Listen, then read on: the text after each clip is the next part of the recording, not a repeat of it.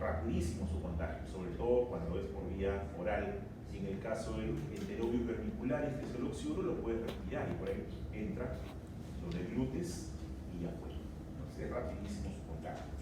Dos grupos de parásitos como tales, clásicamente conocidos: los unicelulares, llamados protozoos; los pluricelulares, más complejos, llamados helmintos o gusanos. Estos parásitos ya son eucariotas todos. Ya hemos visto las bacterias que eran procariotas, los virus que no tenían células, hemos visto los hongos, acabamos de ver los que eran eucariotas y estos también son eucariotas. En el caso de los protozoos, proto, primitivo, zoo, animal, ahora se le llama protista, son eucariotas unicelulares que pueden clasificarse, depende de la forma en que quieran hacerlo, pueden clasificarse de acuerdo a cómo se reproducen o de acuerdo a su modo de locomoción. Por ejemplo, aquellos protozoos que se mueven a través de cilios son los ciliados. Ejemplo, ¿cómo se llama? El Balantidium coli, que es el único ciliado patógeno humano, que transmite por el cerdo y ya me explicarán después. Luego están aquellos que se mueven a través de flagelos, por ejemplo, Giardia, ¿no? Otro Epotipanosoma, son los flagelados. Aquellos que se mueven por pseudópodos o rizópodos, las amebas, entomolistolítica importantísima, las amebas de vida libre, de las cuales también hablaremos, que producen meningoencefalitis. Y también están aquí los esporozoos, aquellos que normalmente no se mueven, o por lo menos no en una gran parte de su desarrollo. Ahí tenemos a Plasmodium, que es el agente causal de la malaria, importante también en el Perú.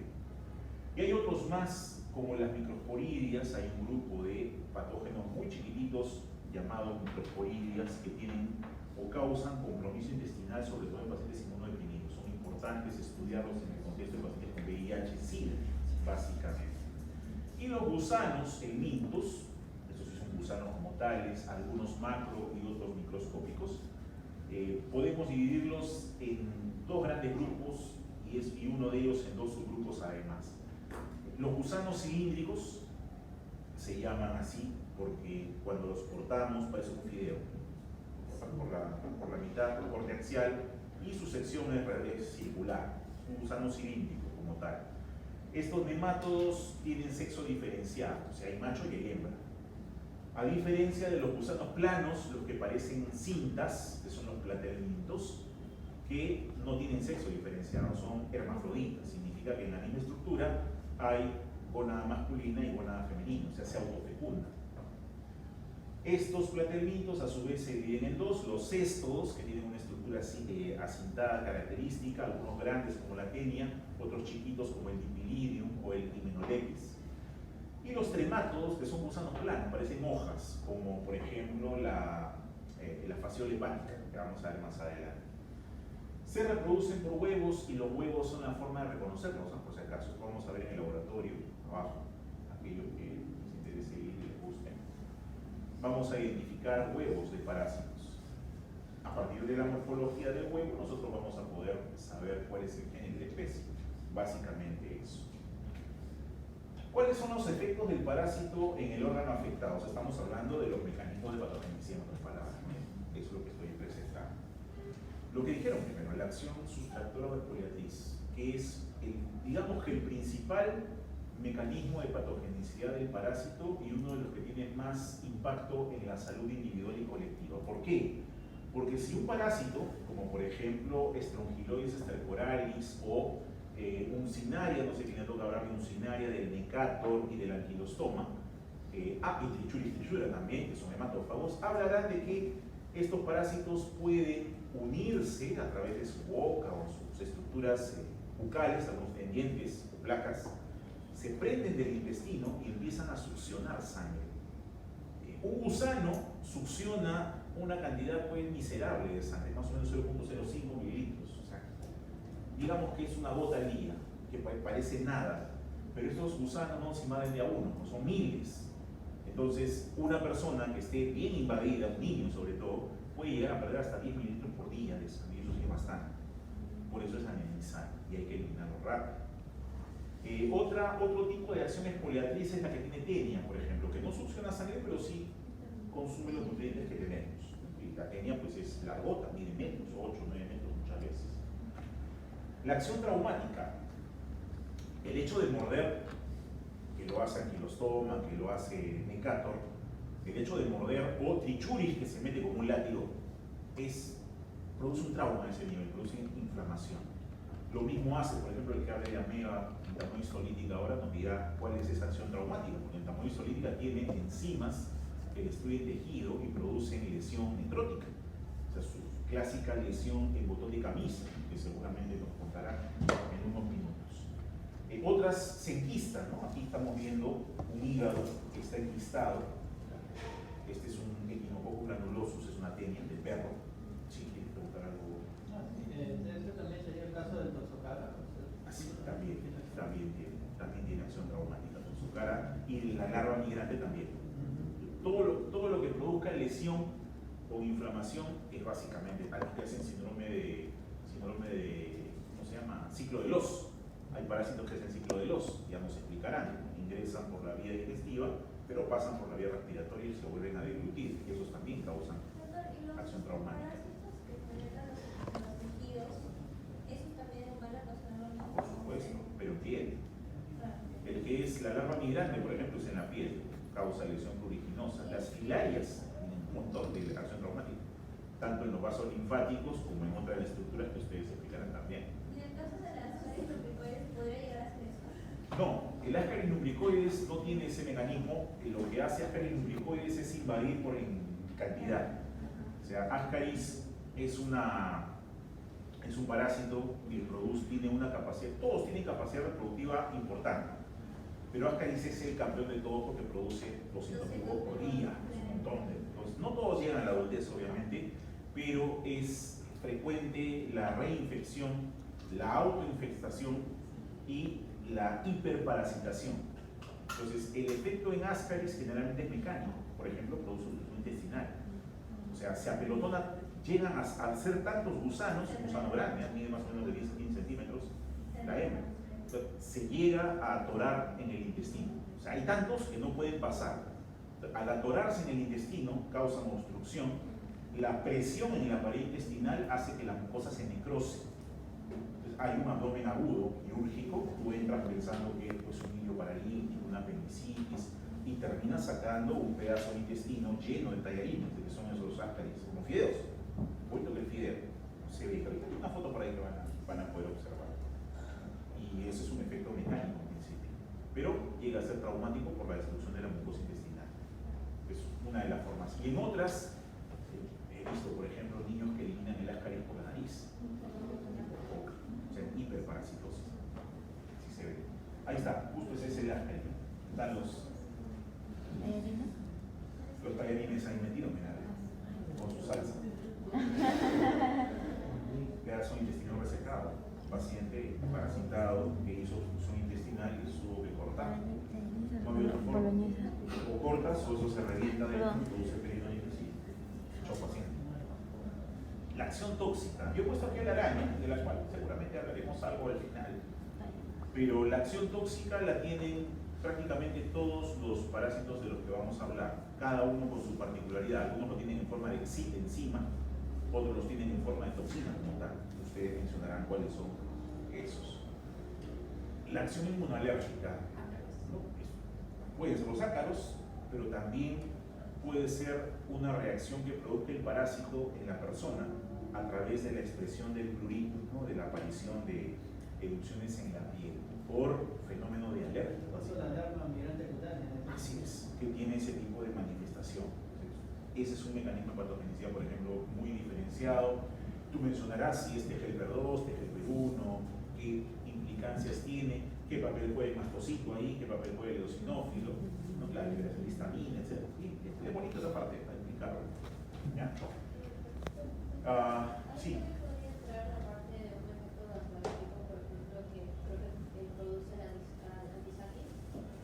Sí, el anisakis tiene una patología muy particular, es el que viene en la tumba. O sea, el anisakis es un gusano chiquitito, pero bien particular en su patogenia, porque basta que comas uno, generalmente se consume adulto, huevo no, y este anisakis se aloja generalmente en el esófago y en algunos casos en el estómago, resiste el ácido gástrico y desencadena todo un problema sistémico. Tienes que sacarlo, pues no es que se muere, tienes que entrar a buscar, con el antecedente de que ha comido una conserva que puede haber estado contaminada. Ese es otro de los riesgos del ceviche. Sí, sí, es verdad. Ya saben, ¿no?, que infección no es ninguna enfermedad. Infectarse es tener el microbio, enfermarse es tener los síntomas. Hay una distancia entre ellos y depende mucho del sistema inmunitario. Nos podemos infectar fácilmente al consumir inclusive agua, porque por ahí ingresa, por vía oral. Pero tener la enfermedad significa tener la sintomatología. Esta es una lesión por largo migrante, miren todo lo que es extendido. Y ya bueno, la diarrea que es clásica en el paciente. Ahora aquí, estos microbios se comportan como parásitos porque producen daño. Eso ya lo definimos en la primera parte cuando hablamos de relación parasítica. Entonces, hay una interacción entre el hospedero y el parásito que consiste básicamente en que van a vivir en nosotros, o sea, ya sea en nuestras cavidades o en nuestra superficie. Los ectoparásitos se van a alimentar, en algunos casos de por vida, o sea, el parásito toda su vida va a vivir encima, o puede desprenderse para poder cumplir alguna parte de su ciclo afuera. Generalmente reproducen y luego regresan algunos. Ahora, ¿cómo clasificamos clínicamente las parasitosis? Las que están producidas por protozoos son protozoosis, las que son producidas por el minto son helmintiasis, y las enfermedades producidas por artrópodos también son importantes, ¿no? Mosquito, hoy en día, un mosquito como vector, la pulga, el piojo, la araña, la cucaracha, de todo. Vamos a hablar, la mosca también, la miasis, en la clase de continuo. Hay parásitos que se comportan como tal en cierto periodo de tiempo. Son los parásitos llamados temporales o facultativos. Básicamente vienen a comer y se van, no se quedan a vivir. Y están los permanentes, ¿no?, los que ya una vez que ingresan a nuestro cuerpo ya no salen. Y los que ya no salen por lo general están en la parte interna, en las vísceras o en los órganos sólidos. Y los que son temporales suelen estar en la periferia, o sea, piel, básicamente. Llegan, pican y se van. Ahí está este triatoma que causa la enfermedad de chimanosomiasis. Varios nombres, de chirimacha le dicen también. Así es, chirimacha. Chirimacha. La chinche besucona también le dicen, ¿no?, porque tiene una forma particular de alimentarse. Que hable de tripanosomiasis seguramente nos contará que este parásito suele vivir en las paredes de adobe. En Perú hay regiones endémicas, Ancash, Ica, Arequipa, Moquegua, Tacna, la parte donde hay viviendas de adobe, que es donde vive, hace todo su ciclo vital el triatomino, y sale en la noche, porque es un insecto hematófago, la hembra sale a picar y alimentarse. Entonces, cuando se alimenta, tiene una probóscide con un filo, una especie de aguja, con glándulas salivales con anticoagulante y con analgésico. O sea, tiene una sustancia que no, para que no produzca dolor, porque si duele, pues aplasta, ¿no?, como el mosquito o la pulga. Este no. Entonces pica y cuéntateas, absorbe la sangre y lo hace varias veces, ¿no?, en uno u otro sitio. Y así como va comiendo, va defecando. Y por las heces sale la forma infectante de este parásito. Y las heces, en el momento que tú te rascas, finalmente pica, te rascas, rompes la piel y las heces que tiene el parásito se meten por ahí. Esa es la forma de infectarse. Hay una forma diagnóstica también de utilizarlo, lo explicaré en el laboratorio esa parte, que es interesante. Las ectoparásitos, bueno, según la topografía, los que están por fuera, ya sea en la piel o en las estructuras pilosas, ácaros, las ectoparasitosis, y los que están en las cavidades internas, las endoparasitosis. Y de acuerdo a la locación anatómica, los más, digamos, abundantes son los enteroparásitos, o sea que abarcan tracto digestivo. Pero los que producen mayor mortalidad generalmente son los hemo, que están en Salmonella, Trypanosoma también, y los histoparásitos, aquellos que logran enquistarse en algunos tejidos. Bueno, los ecto, mientras funcionen como vectores, acuérdense de la pulga de la rata, que transmite qué cosa, entre otras cosas, tiene varias bacterias que pueden transmitir ácidos. Ahora, los cambios en el tejido son variados. Los efectos tisulares del parásito van desde una simple y vulgar inflamación hasta la necrosis del tejido. O sea, ¿de qué depende? De la cantidad o de la variedad de elementos enzimáticos de virulencia que tenga el microbio y el patógeno y el tejido al cual llegue.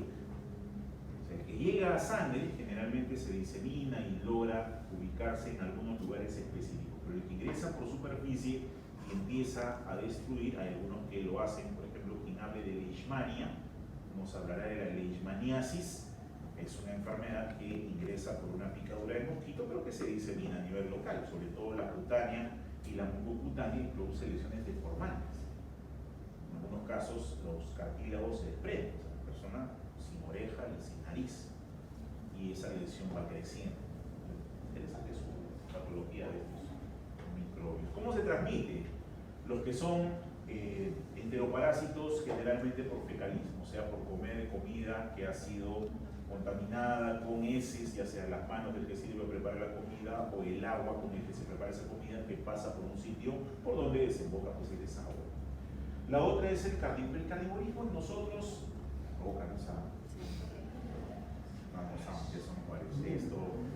el carnivorismo siempre que no cocines bien la carne. Por ejemplo, han escuchado de ¿de qué? El famoso término medio, o a la inglesa, el medio crudo. Sí, es rico. Se siente el sabor de la carne, pero el problema es que hay parásitos que pueden estar enquistados y que no mueren a esa temperatura. Y la caja china se salva, ¿no? Porque también puede sobrevivir los quistes de la tenia del cerdo, de la tenia cisticerdo. Sí muere con la temperatura, pero cuando lo fríes en aceite caliente, 400 grados, ahí, chicharrón. En la caja china, si pones pedazos chicos, si pones pedazos grandes, no muere.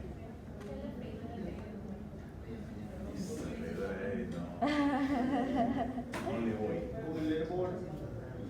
Con el hervor sí, pero el trozo pequeño. O sea, si metes medio chancho, no. El otro, el ciclo ano-mano-boca, ¿no? Común, oxiuro, por ejemplo. Cuando el que hable de enteroides vermicularis, por ejemplo, que es el oxiuro, nos hablará de que la hembra, este es un gusano de tipo nematodo, la hembra chiquitita sale en la noche al margen anal a poner los huevos, pero libera una sustancia pegajosa que la coloca en el margen anal y ahí pega sus huevitos. Y esa sustancia pegajosa es irritante, produce picor, produce escozor, ¿no? Prurito. La persona se rasca y los huevos tranquilamente caben en la zona de la uña, en el espacio entre la uña y el dedo.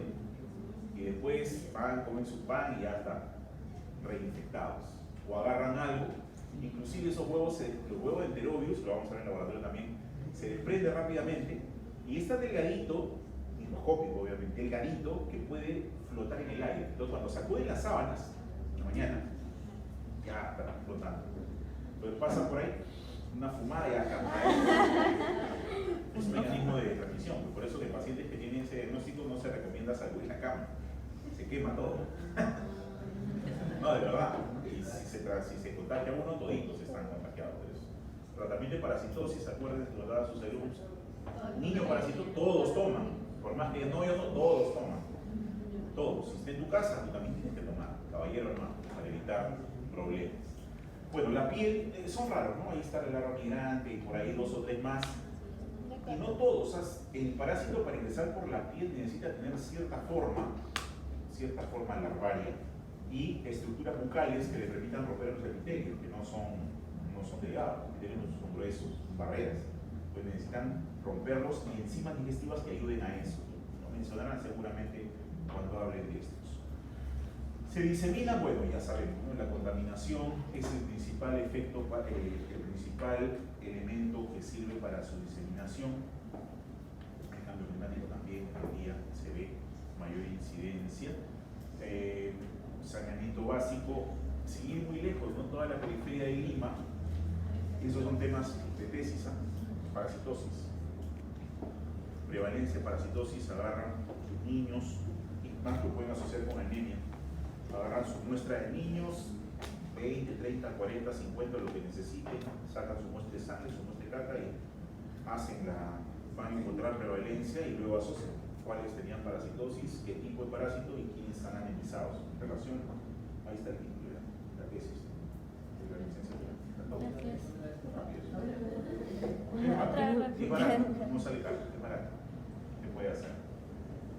Lo otro, me olvidaba, la susceptibilidad del hospedero. Muchos de los parásitos que van a presentar a continuación son patógenos primarios, o sea, van a producir enfermedad sí o sí. Y muchos de ellos también son patógenos oportunistas, o sea, normalmente no producen, pero en el caso de que el paciente sea inmunodeprimido sí producen y lo hacen peor todavía, porque suelen diseminarse, que es lo mismo que sucede con todos los demás microbios. Ahí está la prevalencia. Este es un estudio que se hizo en Surco, por ejemplo, hace un huevo de años. Los parásitos que se encontraron, miren todo lo que hay: Yardia, Chilomastis, Centamueva. Bueno, hay amebas comensales, hablarán de ellas. Esas amebas comensales no revisten mayor importancia a menos que el paciente sea inmunodeprimido, porque ahí sí es patógeno. Entre otros, la presión de infección. Cuando hablamos de presión de infección, nos estamos refiriendo a la cantidad de personas que están infectadas alrededor, y eso afecta obviamente en los niños, por ejemplo. Es muy común que se contagien en el colegio. ¿Por qué? Porque los niños pequeños suelen compartir sus alimentos, a veces ni se lavan la mano, y en el colegio a veces son muchos niños y pocos docentes, no se dan cuenta, no alcanza para mirar a todos, tendría que tener pues, un docente para cada 3 niños, y eso no es la realidad, y por ahí juegan en el suelo. Y basta que uno tenga, sobre todo cuando se asocia a animales domésticos, el perro tiene en su caso su propia tenia, el gato también su propia tenia, y así, y se contagian rápidamente. Entonces es uno de las formas en las cuales se contagian. Y ojo, las parasitosis no te brindan inmunidad protectora en el largo plazo. Te puedes contagiar las veces que sean necesarias, que quieras en realidad. Profesor, precisamente por eso, porque usted no solo está planteando un escenario casi de una infección inevitable, ¿no? Para cualquier persona. Sí. En ese sentido, ¿podría aplicarse un tratamiento preventivo, no sé, regularmente, una vez al año, 2 veces al año, así como algo profiláctico? Mira, los antiparasitarios, albendazol, mebendazol y todo lo demás, funcionan si el parásito está lento, o sea, tienen un tiempo de acción corto. Funcionan si lo tienes. Si no lo tienes, si tomas, no va a pasar nada. O sea, no te va a prevenir, no te va a proteger. La única forma de protegerte es cocinas bien tus alimentos, los que compras en el mercado, los lavas apropiadamente, lavas bien las manos y nada más. Evitar comer en la Así calle. es rico a veces comer en la calle, pero tienes que saber dónde y no una persinadita primero. Qué suerte, ¿no? Qué suerte. Qué suerte. No me hagan decir que todos ustedes comen en su casa, muchos comen afuera, porque no hay forma. La vida que vivimos es una vida muy agitada, te tienes que comer. Cuidado. ¿Hasta aquí? Ahí tienen todos los parásitos. No. Ahí abajo es mi texto. Hongo parásito. Lo que hay ahí encuentras. A